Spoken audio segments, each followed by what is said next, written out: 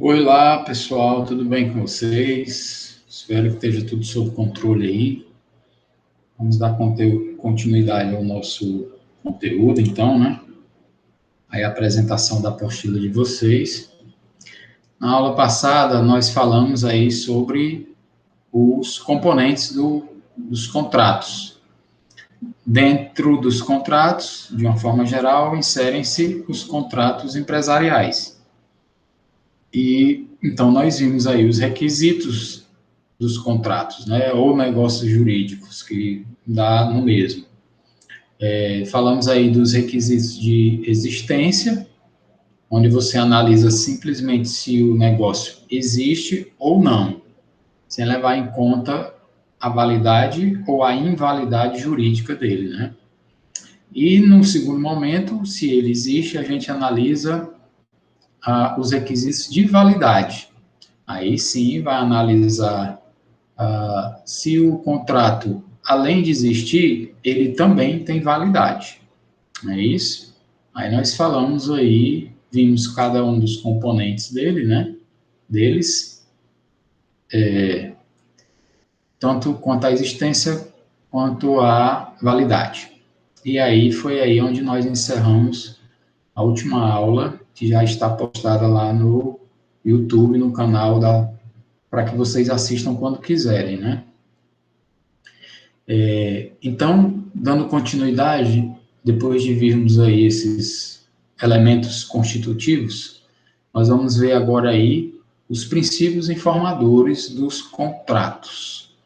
Pessoal, princípios nós já falamos várias vezes que os princípios jurídicos são normas bastante abertas, normas com pouco conteúdo específico, muito conteúdo genérico, e que são, portanto, muito amplas, que se aplicam frequentemente a todo o ordenamento jurídico, mas não têm um conteúdo específico para determinado caso concreto, porque se apresentam, se aplicam de forma geral, servindo, então, frequentemente como guia e como forma de interpretação, guia de elaboração e de interpretação de situações cujo interesse, nas quais existe interesse jurídico, né? E aqui, então, portanto, se nós estamos falando dos contratos, então nós temos princípios que tratam dos contratos, né? Que vão influenciar a composição, o funcionamento, a modificação, a extinção dos contratos comerciais. Quando fala em princípios informadores, informador não é nada mais do que dizer princípios que agem sobre os contratos, né? Princípios que devem ser respeitados no ambiente contratual, seja ele contrato empresarial ou não, certo? Então, primeiro princípio aí, princípio da autonomia da vontade. Pessoal, esse princípio quer dizer que os contratantes têm a liberdade de contratar, de acordo com a sua vontade. A vontade dos contratantes, ela é livre, ela é autônoma. Então, você contrata se quiser, contrata como quiser, respeitando a lei, logicamente, contrata com quem quiser. Nesse sentido, ninguém é obrigado a contratar nada, né? Porque um dos princípios dos contratos é justamente o da vontade dos contratantes ser autônoma, ser livre para fazer ou não fazer determinado contrato. Isso é isso? Dentro, e se forem fazer, fazer dentro dos limites da legalidade. Portanto, você pode contratar ou não contratar, né? Aí, nesse sentido, tem o artigo 421 do Código Civil, que diz o quê? Ó? A liberdade de contratar será exercida em razão e nos limites da função social do contrato. O que quer dizer isso aí? É que você tem a liberdade de contratar, mas essa liberdade ela não é irrestrita e absoluta, como, aliás, praticamente nada é irrestrito e absoluto no direito. Nem mesmo o direito à vida, né? Porque ele também é relativo. Há situações em que você tem direito a tirar a vida de outra pessoa. Por exemplo, no exercício da legítima defesa e em guerra declarada, né? Também é permitido isso aí. Então, a liberdade de contratar tem que ser exercida, a autonomia da vontade de contratar ou não tem que ser exercida dentro dos limites legais e respeitando a função social do contrato. O que quer dizer a função social do contrato? É que o contrato não precisa ser analisado, não pode ser analisado puramente do ponto de vista legal, porque ele se insere num contexto social. Então, você tem que analisar também as consequências daquele contrato, se não do ponto de vista legal, quanto à legalidade estrita, né, se ele é legal ou não, mas também as consequências, mesmo sendo legal, quais as consequências dentro da sociedade.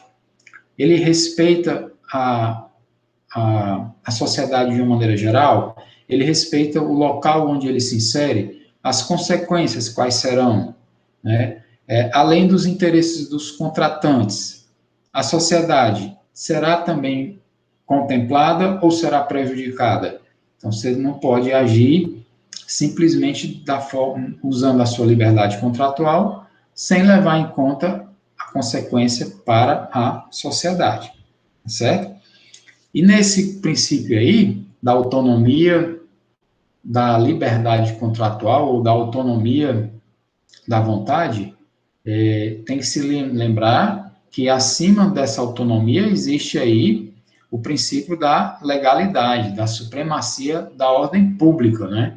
Então, a ordem pública ela está superior, ela está acima à liberdade de contratar. Você é livre para contratar ou não, mas desde que seguindo os ditames da lei, e a lei, os ditames dela são justamente para proteção da ordem pública, né? Levam em conta se são provenientes de autoridades públicas ou dos poderes legislativos, então elas devem, a princípio, né? A priori, elas são respeitantes ao princípio do interesse público, né? Certo? Princípio do consensualismo. Pessoal, esse princípio aí também é conhecido como o princípio do consentimento. Que quer dizer o quê? Que as pessoas, para contratar, basta que elas tenham um consenso entre si e que, portanto, queiram, né? O consenso, ele é indispensável para a contratação. Porque se você não é obrigado a contratar nada com ninguém, então você só vai, por interpretação a contrário senso, você só vai contratar se houver consenso entre as partes. Caso contrário, você simplesmente se abstém de fazer o determinado contrato. Apesar de que a gente sabe que há casos em que não é bem assim, né? Aqueles contratos de adesão onde você não tem o poder de barganhar nada. Por exemplo, os contratos de prestação de serviço de fornecimento de energia. Você não consegue barganhar nada com a empresa de energia, né? Aí, nesse sentido aí, os contratos são contratos de adesão, você adere ou não. Então, o consensualismo aí, ele fica um pouco prejudicado, mitigado, porque você não tem, na verdade, o poder de barganhar. Você tem apenas o poder de não querer, né? Mas como é que você vive hoje em dia, por exemplo, sem energia elétrica porque você não concordou com as cláusulas, né?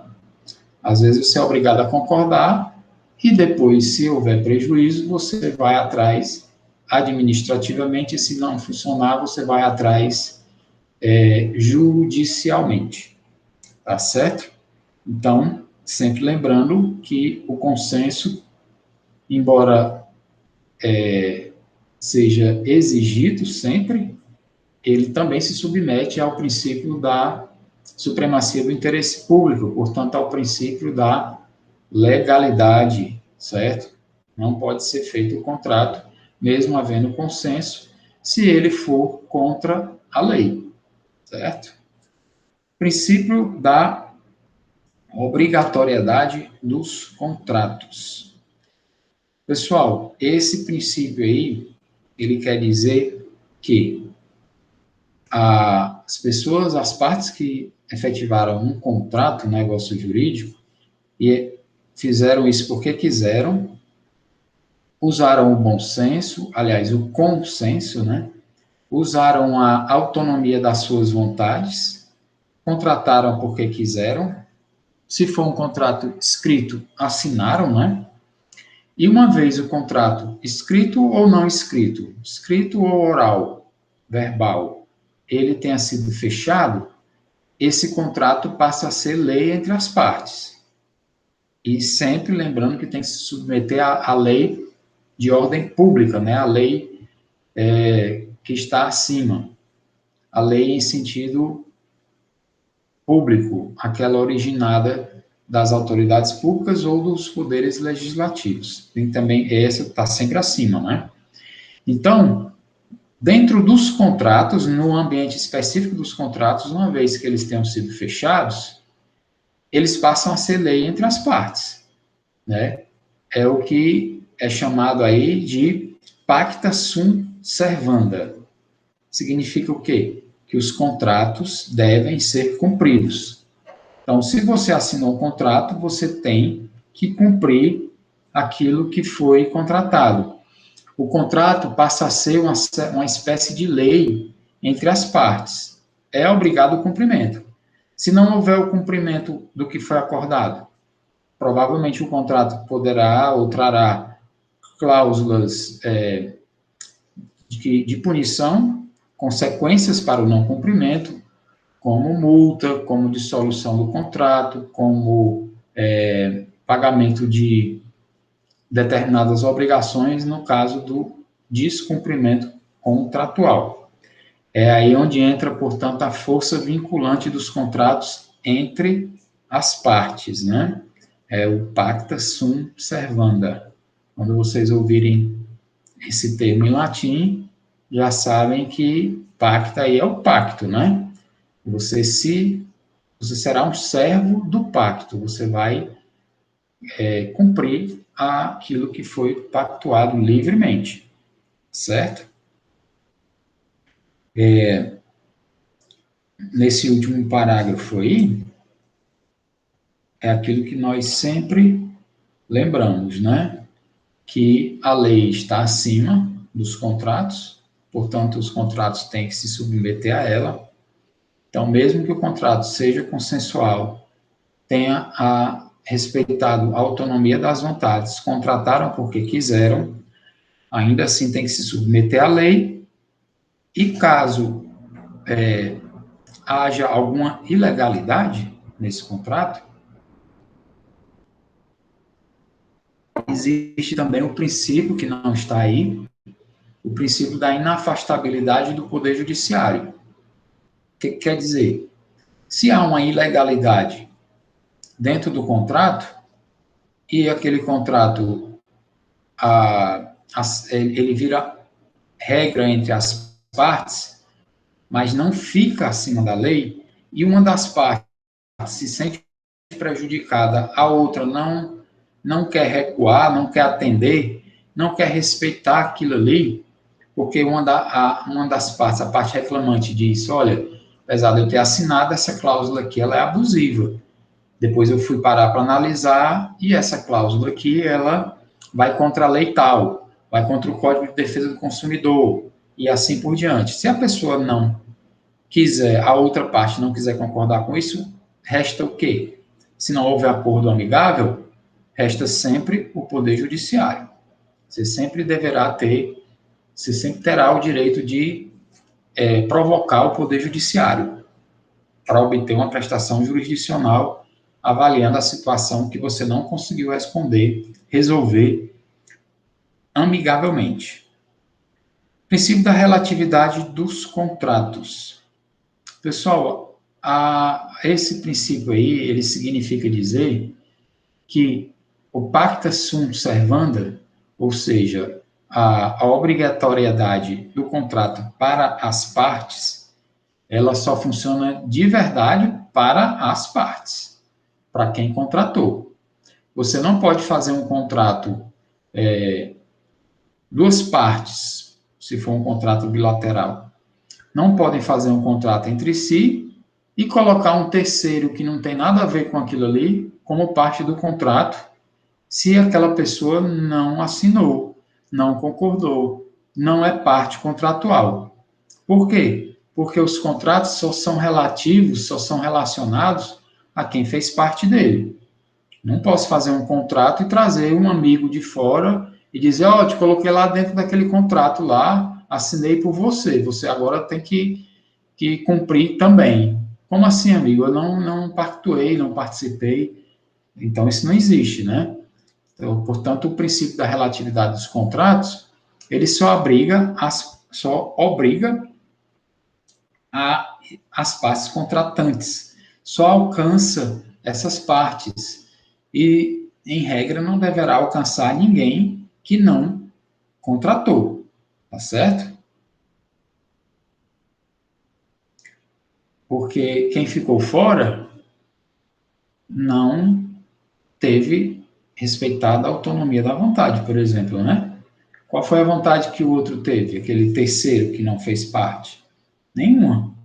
Foi incluído por quem contratou e não usou a sua própria autonomia. Então, está fora. A regra é só vale o contrato para quem participou dele. Quem não participou não pode ser alcançado pelo contrato que foi firmado. Tá certo? E aí, nesse sentido, é que fala-se também aí da função social, que nós já falamos acima, né?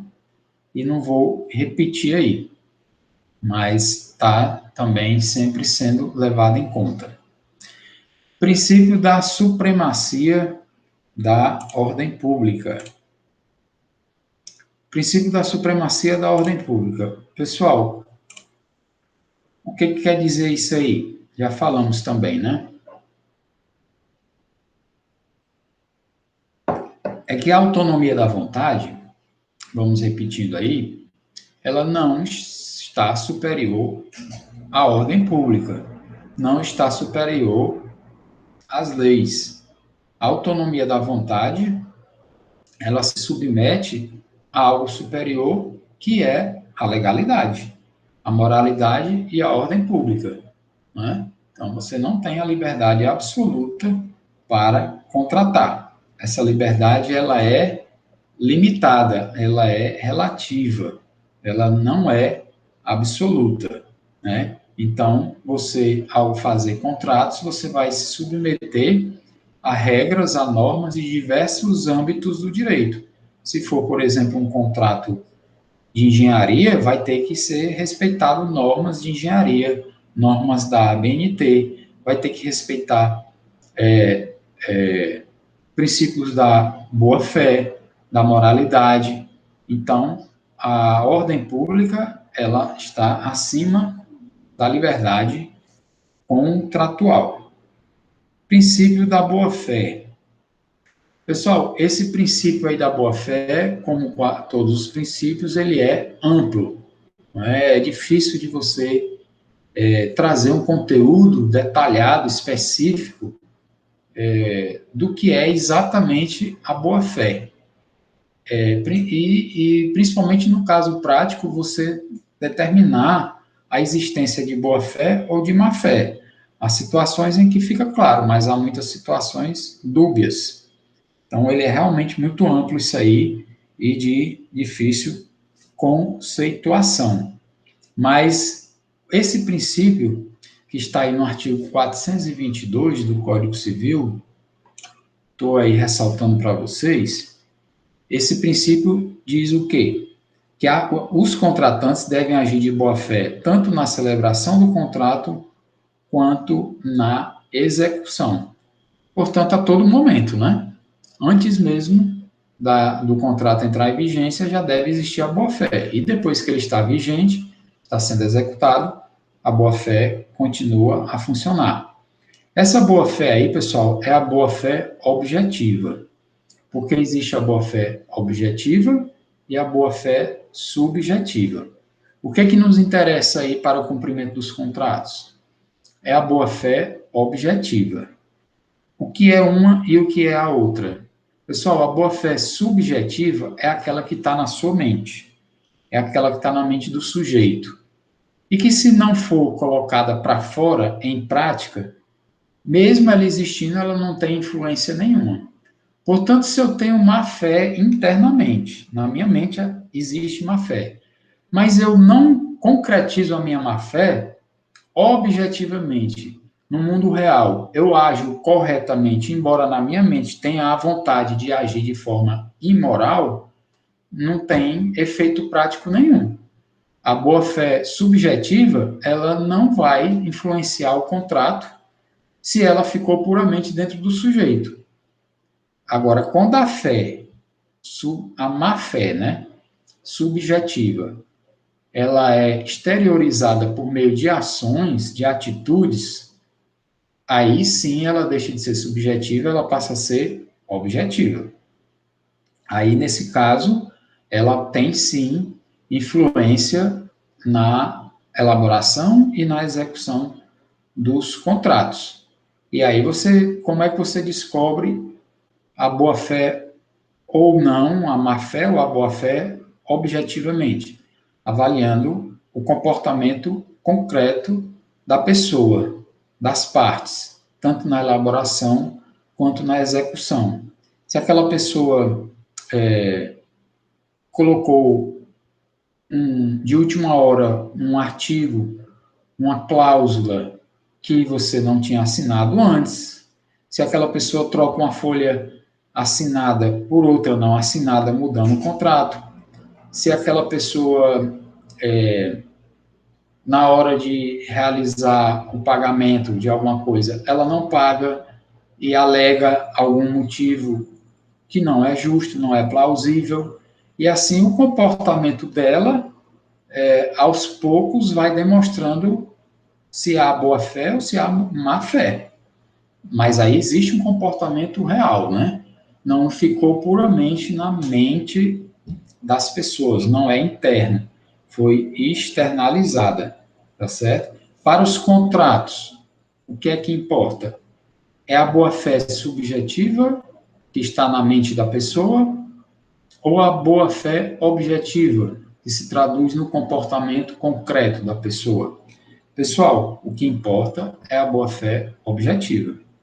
Se você está imundo por dentro, no seu pensamento, mas você se comporta corretamente, ninguém pode dizer nada. Se você está fazendo tudo conforme o contrato e conforme a lei, embora por dentro esteja chorando de raiva, não tem problema. O que importa é que você cumpriu, não é? Então, a fé objetiva é a que importa e não a subjetiva, tá certo? Aqui nós vimos, então, os princípios informadores dos contratos, tá certo? Essa aulazinha hoje curta, não temos a participação porque ela não está sendo síncrona, né? Ela está sendo gravada para ser disponibilizada para vocês no YouTube, conforme já foi indicado, o endereço, o nome do canal, tá certo?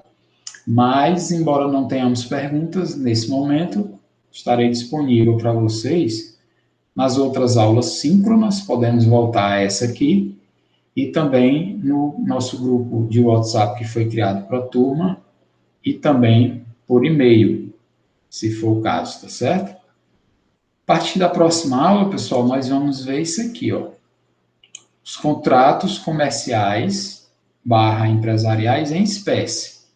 O que é isso aqui? Aqui nós vamos olhar os contratos efetivamente. Compra e venda, leasing, arrendamento, aluguel e diversos outros que são contratos frequentemente utilizados pelas empresas, certo? Então, hoje essa aula fica curtinha por aqui. Nosso conteúdo está indo, na verdade, acelerado demais, mas vai dar tudo certo, tudo tranquilo, ok? Então, agradeço a vocês pela atenção e deixo aí um abraço para todo mundo. Até a próxima aula. Encerrando aqui.